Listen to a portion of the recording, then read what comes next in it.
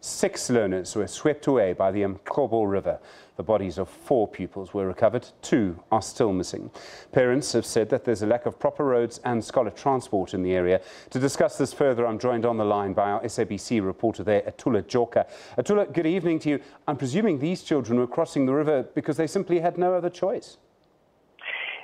Yeah, absolutely. Good evening to you, Stephen, and a warm welcome to SABC News viewers.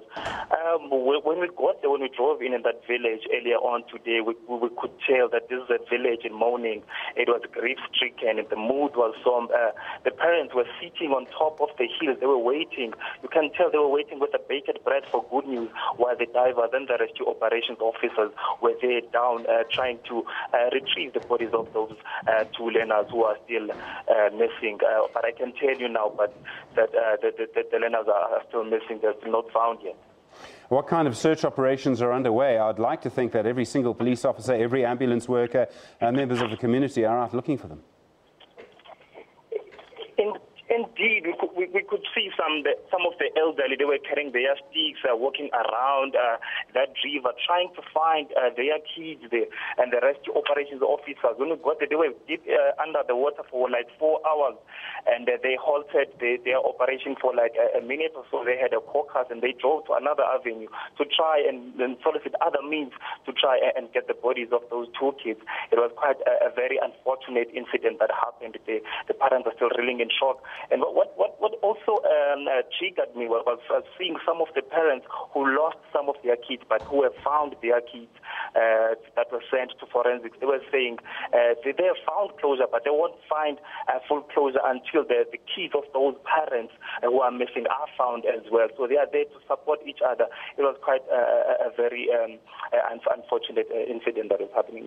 And Atule, we're talking about an area quite far away from any big cities. Matatiele, the closest big town in that area.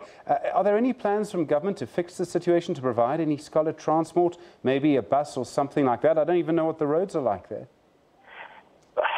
That's a very interesting question, Stephen, because we did speak to some of the officials, the school officials and the parents. They were saying they have been applying for the last 5 years for the school transport, and they were told that their village does not meet the certain requirements to qualify for a scholar transport. They're only 4.2 kilometers away. So I understand with scholar transport you have to be 5 or 15 kilometers away, so they don't meet such a threshold to qualify for a scholar transport. That the office of the mayor in Matatiele, they were telling us that the plans for the construction of that road, of that bridge, is underway since January.